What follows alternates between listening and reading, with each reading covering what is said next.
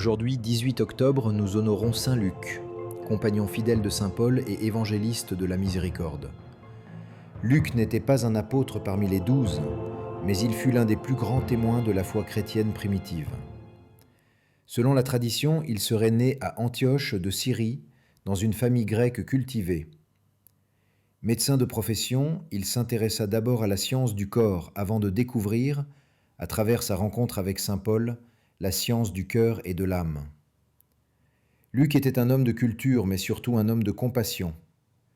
Dans son évangile, il montre un visage profondément humain du Christ, celui qui s'arrête pour écouter, qui pleure, qui pardonne, qui relève. Il est celui qui rapporte les paraboles du Fils prodigue, du bon Samaritain, du riche et de Lazare, ou encore du bon larron.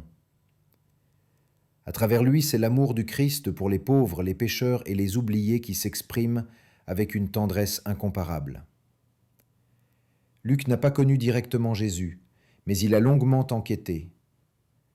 Dans le prologue de son évangile, il écrit « Après avoir tout recherché avec exactitude depuis les origines, j'ai décidé d'en écrire pour toi un exposé ordonné. » Ce souci du détail, cette rigueur de témoin et d'historien font de lui non seulement un écrivain inspiré, mais aussi un modèle pour tous ceux qui cherchent la vérité avec méthode et foi.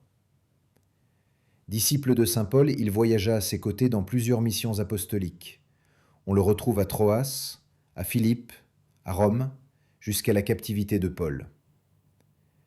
Dans la deuxième lettre à Timothée, Paul écrit avec émotion « Luc seul est avec moi ».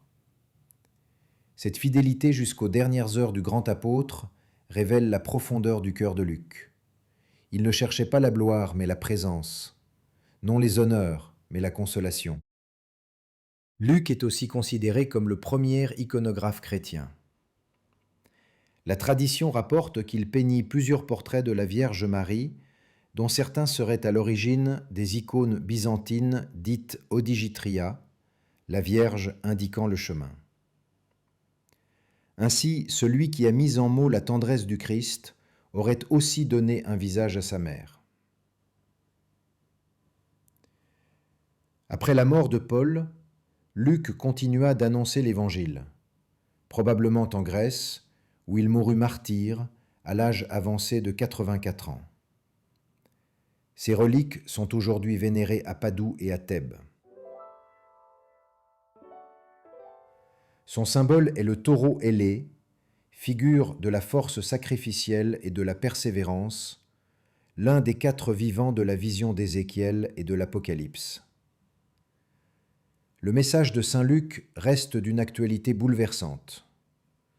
La foi ne s'adresse pas seulement aux justes, mais d'abord aux pécheurs. Dieu ne se lasse pas de guérir, d'écouter, d'aimer.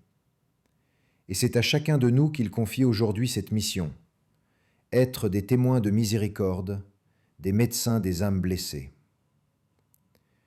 Puissions-nous, à l'exemple de saint Luc, écrire nous aussi une bonne nouvelle dans nos vies, non pas avec de l'encre, mais avec des gestes de bonté et de lumière. Prière à saint Luc. Saint Luc, évangéliste bien-aimé, toi qui as su écouter les témoins de Jésus et révéler au monde son cœur plein de miséricorde, inspire-nous le regard du médecin qui guérit sans juger, du disciple qui sert sans bruit, du croyant qui écrit sa foi dans la fidélité du quotidien. Toi qui as accompagné saint Paul dans les épreuves, enseigne-nous la persévérance dans les amitiés et donne-nous la joie de consoler les cœurs fatigués. Saint Luc, patron des médecins et des artistes, veille sur ceux qui soignent le corps et l'âme, éclaire ceux qui cherchent la vérité et conduis-nous par la miséricorde du Christ vers la paix du royaume éternel. Amen.